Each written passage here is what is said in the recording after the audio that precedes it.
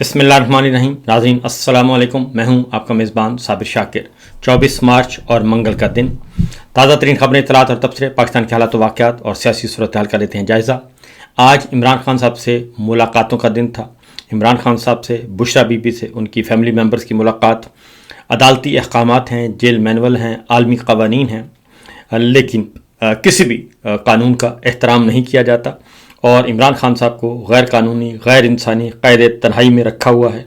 Bushra be be کو بھی اسی طریقے سے یہی سلوک کیا جا رہا ہے. باقی تمام اسیر رہنما، سیاسی اسیران جو ہیں، ان کے ساتھ بھی یہی سلوک روا رکھا جا رہا ہے.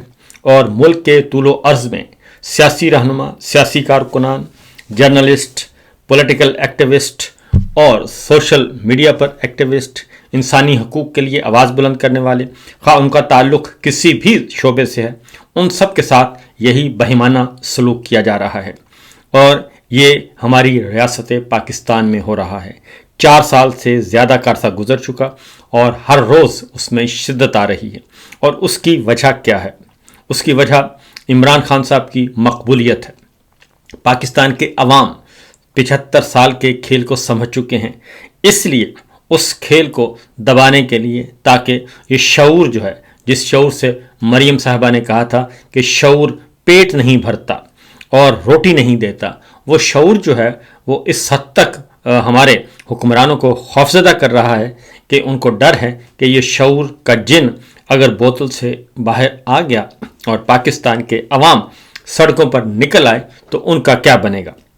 بہرحال آج عمران خان صاحب سے ملاقاتوں کا دن تھا اور عمران خان صاحب سے علیمہ خان، نورین نیازی صاحبہ، ڈاکٹر عظمیٰ، پاکستان تحریک انصاف کی لیڈرشپ، پنجاب اسمبلی کے ارکان اسمبلی، لیڈر آف اپوزیشن معین قریشی اور قومی اسمبلی کے ارکان، صوبائی اسمبلی کے ارکان، دیگر رہنما، وکلا، وہ سب کے سب موجود تھے، کارکنان موجود تھے.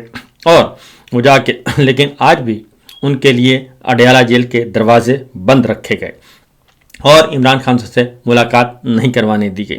اور پہلی دفعہ موقف سامنے آیا علیمہ خان صاحبہ کا، نورین نیازی صاحبہ کا، ڈاکٹر عظمیٰ کا اور پارٹی کا کہ عمران خان صاحب کا جو تیسرا ٹریٹمنٹ کروایا گیا ہے، تیسرا انجیکشن لگوایا گیا ہے، اس کے بارے میں بھی فیملی کو بالکل نہیں معلوم تھا، نہ پارٹی کو، نہ فیملی ممبرز کو، اور نہ ہی ان کے ذاتی معالجین جو ہیں ان کو کوئی بریف دیا گیا اور نہ ہی فیملی ممبرز کو بریفنگ دی گئی کسی قسم کی، نہ علاج سے پہلے، نہ علاج کے دوران اور نہ ہی علاج کے بعد. اس لیے وہ کہتے ہیں کہ ہم مکمل طور پر سارے معاملے میں غیر متعلق بھی ہیں اور ہم لا علم بھی ہیں. ہمیں نہیں معلوم کہ کیا ہو رہا ہے اور علاج کون کر رہا ہے، کیسے کر رہا ہے، کیونکہ اصل مسئلہ یہ ہے. ہمارے جو ڈاکٹرز ہیں وہ بھی انہوں نے کہا کہ بتا رہے ہیں کہ اصل مسئلہ ہے کہ عمران خان صاحب کا وہ بلڈ کلاٹ کیوں بنا، وجہ کیا تھی جس کی وجہ سے عمران خان کی آنکھ ضائع ہوئی اور اس کی بینائی چلی گئی. اصل مسئلہ یہ ہے اور جو ڈاکٹرز ہم نے دیے ان ڈاکٹرز کو شامل نہیں کیا جا رہا. اسی طریقے سے علیمہ خان صاحبہ نے یہ بھی کہا کہ عید پر بھی یہی سلوک کیا گیا اور تمام قیدیوں کے لیے ملاقاتیں موجود تھیں، لیکن ہماری ملاقات نہ عید سے پہلے کروائی گئی اور نہ ہی آج کروائی گئی. آج کافی دیر تک جو ہے وہ وہاں پہ لوگ رہے اور تقریباً 8-9 بجے کے قریب وہاں سے علیمہ خان صاحبہ اور دیگر بہنیں جو ہیں اور کارکنان، پارٹی لیڈر جو ہیں، انہوں نے وہ دھرنا آف کیا اور وہاں سے وہ چلے گئے اور آج بھی ملاقات نہیں کروائی گئی. البتہ بشرا بی بی کی ملاقات کروا دی گئی عمران خان صاحب کے ساتھ اور وہ بھی جیل حکام نے بتایا کہ ملاقات ہوئی ہے. باہر کسی کو اس بارے میں کنفرمیشن نہیں ہے. اور چونکہ عمران خان صاحب نے لاسٹ جو ان کے بیٹوں سے بات ہوئی تھی، انہوں نے بتایا تھا کہ بشرا بی بی 24 گھنٹے قید تنہائی میں ہوتی ہیں، میں 24 گھنٹے قید تنہائی میں ہوتا ہوں اور ہفتے میں صرف 30 منٹ کے لیے بشرا بی بی سے میری ملاقات ابھی سے شروع ہوئی ہے، وہ پہلے وہ بھی بند تھی. تو یہ سلسلہ ہے اور ابھی تک کوئی مستند اطلاع اندر سے نہیں آئی. اب ایک اور چیز ہے، یعنی کہ بے شرمی اور ڈھٹائی کی انتہا ہوتی ہے کہ یہ کہتے ہیں جناب کہ دیکھیں بشرا بی بی کو تو پتہ ہے عمران خان صاحب کے علاج سے متعلق، تو ایک قیدی دوسرے قیدی سے کیا وہ بتائے گا اور کیا سمجھے گا.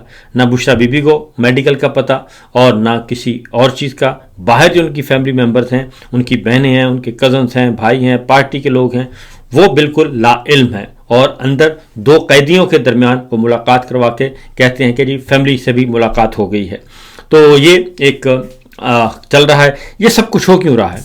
اصل پرابلم میں آپ کو بتاؤں کہ ہو کیوں رہا ہے. آج کے دن آج عالمی جو میڈیا ہے وہ بھرا پڑا ہے اور عمران خان صاحب سے متعلق آرٹیکل شائع ہوئے ہیں. برطانوی اخبار ہے گارڈین، اس نے ایک آرٹیکل تحریر کیا ہے، مفصل آرٹیکل ہے. اور ایک دا ٹیلی گراف، اس نے بھی سٹوری شائع کی ہے. ٹیلی گراف نے تو عمران خان صاحب کی غیر قانونی، غیر انسانی قید تنہائی کے بارے میں بتایا ہے، اور انہوں نے بتایا ہے کہ جوڈیشری کا کتنا منفی کردار ہے.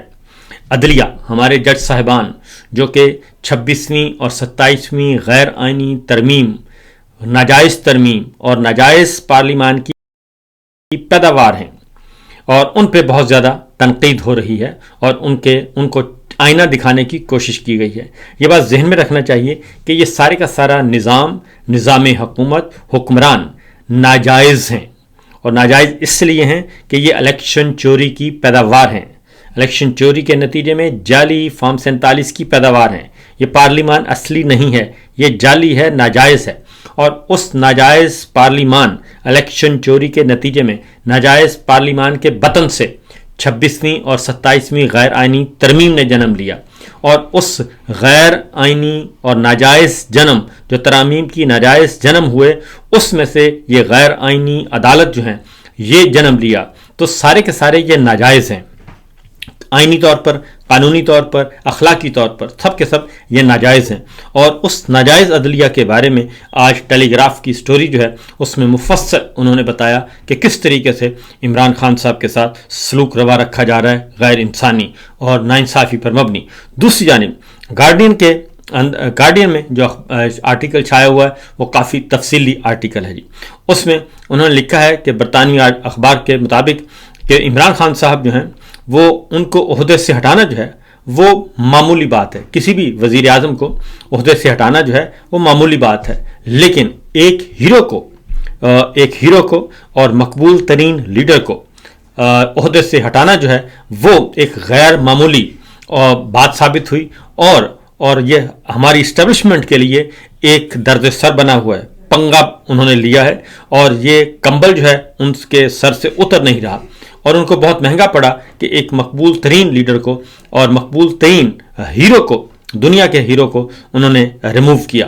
تو اس لیے انہوں نے کہا کہ عمران خان جو ہے ان کا کھیل کی دنیا میں، فلاحی کاموں میں، سیاست کے میدان میں ان کا کوئی ثانی نہیں ہے، کوئی نیم البدل نہیں ہے. انہوں نے جس میدان میں قدم رکھا اپنا لوہا منوایا، اور ایک سماتی شخصیت ہیں وہ، اور ان کے ساتھ مقابلہ کوئی نہیں کر سکتا.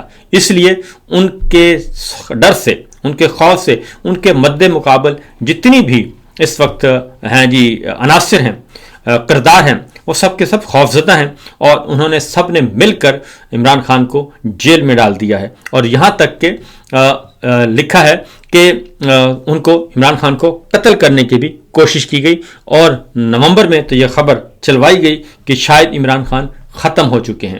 تو یہ بھی صورتحال رہی. جبکہ دوسری جانب اسی آرٹیکل میں لکھا ہے کہ پاکستان میں کوئی بھی شخص، مرد ہو یا عورت، زندہ ہو یا مردہ، حقیقی ہو یا تصوراتی، عمران خان جتنا مشہور نہیں ہے.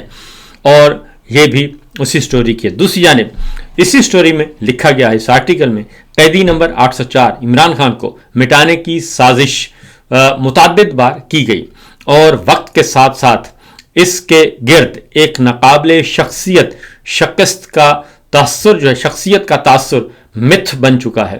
اور شاید یہی وہ حقیقت ہے جسے اسٹیبلشمنٹ اپنی سست اور بھاری بھرکم چال کے باوجود سمجھنے لگی ہے، اور کہ 73 سال کی عمر میں چاہے عمران خان کتنا ہی صحت مند اور مضبوط کیوں نہ ہو، معاملہ اتنا سادہ بھی ہو سکتا ہے کہ بس انتظار کیا جائے، اور انتظار کیا جائے، اسے اس کی ڈیجیٹل دنیا میں رہنے دیا جائے. چاہے وہ حقیقت میں کتنا ہی اثر انداز کیوں نہ ہو، اسے ان رہنماؤں میں شامل ہونے دیا جائے جن کے خیالات اور ورثہ ان کے بعد بھی زندہ رہتے ہیں۔ یعنی اس کالم میں، اس آرٹیکل میں یہ بتا دیا گیا ہے کہ یہ سب کچھ ایک منظم سازش کے تحت، منظم پلاننگ کے تحت کیا جا رہا ہے کہ عمران خان کو آزاد نہیں کرنا بلکہ اس کو اندر ہی رہنے دیا جائے، اور تلسماتی شخصیت یہ بن چکے ہیں، مشہور ہیں، مقبول ترین ہیں، لہٰذا ان کو رہا نہ کیا جائے۔ اور آگے جا کے اس میں کچھ اور بھی اس آرٹیکل میں یہ بتایا گیا ہے کہ پاکستان میں طاقت صرف سیاستدانوں کے پاس نہیں ہے بلکہ یہ اسٹیبلشمنٹ، خاص طور پر فوج کا جو ہے وہ فوج بڑی طاقتور ہے، اور یہ دعویٰ کیا گیا ہے کہ عمران خان کے ساتھ جو کچھ ہو رہا ہے وہ اسی طاقتور طبقے کی وجہ سے ہو رہا ہے، اور اسی توازن، طاقت کا جو توازن ہے، کیونکہ وہ فوج کی طرف ہے اور یہ فوج سب کچھ کروا رہی ہے۔ اور میں کہوں گا فوج نہیں بلکہ کچھ جرنیل ہوتے ہیں جو اپنا کھیل کھیلتے ہیں، یہ ان کی وجہ سے ہو رہا ہے۔ اور اس کے بعد عمران خان کے خلاف مختلف کیسز کا حوالہ دیا ہوا ہے، اور انہوں نے کہا کہ یہ کیسز جو ہیں یہ بھی غیر قانونی اور غیر شفاف عمل کا نتیجہ ہیں، اور جیل کی صورتحال کے بارے میں لکھا گیا ہے کہ ان کے جیل میں رہنے کے حالات پر بھی انہوں نے کہا کہ وکلا تک رسائی نہیں ہے، میڈیا سے بات چیت نہیں کر سکتے، سیاسی سرگرمیوں کو محدود کیا جا رہا ہے، ان کو میڈیا کی کوریج کی اجازت نہیں ہے، میڈیا مکمل طور پر کنٹرول کر لیا گیا ہے، اور اس آرٹیکل کے مطابق پاکستانی میڈیا پر دباؤ ہے کہ وہ عمران خان کی کوریج نہیں کریں گے اور ان کا موقف عوام تک نہیں پہنچائیں گے۔ یہ بھی کہا گیا کہ بیانیہ کنٹرول کیا جا رہا ہے، اور اسی آرٹیکل میں یہ بھی لکھا ہے کہ پاکستان تحریک انصاف کے رہنماؤں اور کارکنوں کے خلاف کاروائیاں جو ہیں وہ عروج پر ہیں۔ پچھلے 4 سال سے صرف اور صرف پی ٹی آئی کو ٹارگٹ کیا جا رہا ہے، اور پارٹی کو تقسیم اور کمزور کرنے کی کوششیں بھی کی جا رہی ہیں، لیکن ابھی تک اس میں بہت خاطر خواہ جو کامیابی ہے وہ نہیں ہو سکی۔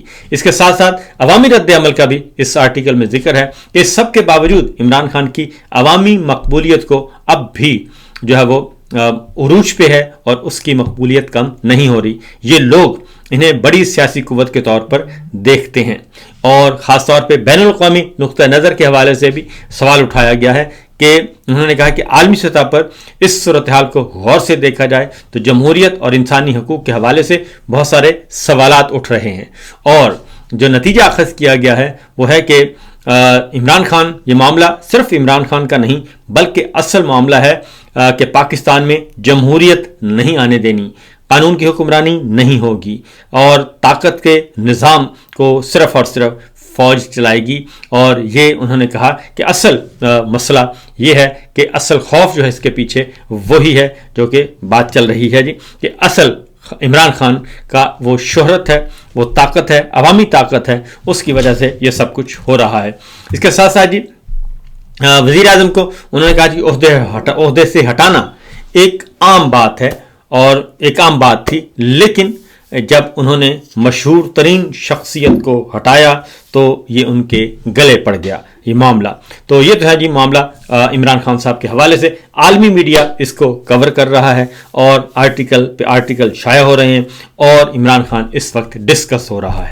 دوسری جانب جناب، عمران خان صاحب سے آج جو ملاقات کا دن تھا وہ ملاقات کا دن ختم ہوا، ملاقات نہیں ہونے دی گئی، اور اس میں بھی یہی عوامل کار فرما ہیں، اور اسلام آباد میں مذاکرات کے لیے اب جو کل تک ایک ذرا بنیادی بات کہوں گا کیونکہ اس وقت بہت زیادہ ڈھنڈورا پیٹا جا رہا ہے کہ اس وقت جناب پاکستان، اسلام آباد، راول پنڈی جو ہے وہ بہت زیادہ ٹاپ پہ ہے، اور کل تک جو ہمارے دانشور تھے وہ حملے کی دعوت دے رہے تھے کہ ایران پر حملہ کیا جائے، اور ایران کے جو جنگ کی مخالفت کر رہے تھے کہ ایران پر ہمیں حملہ نہیں کرنا چاہیے، اس جنگ کا حصہ نہیں بننا چاہیے، وہ سارے کے سارے کردار، اور کہا جا رہا تھا کہ جس کو ایران پسند ہے وہ ایران چلا جائے، پاکستان چھوڑ دے، یہاں تک کہا جا رہا تھا، اس پہ بیانیہ بنوایا جا رہا تھا۔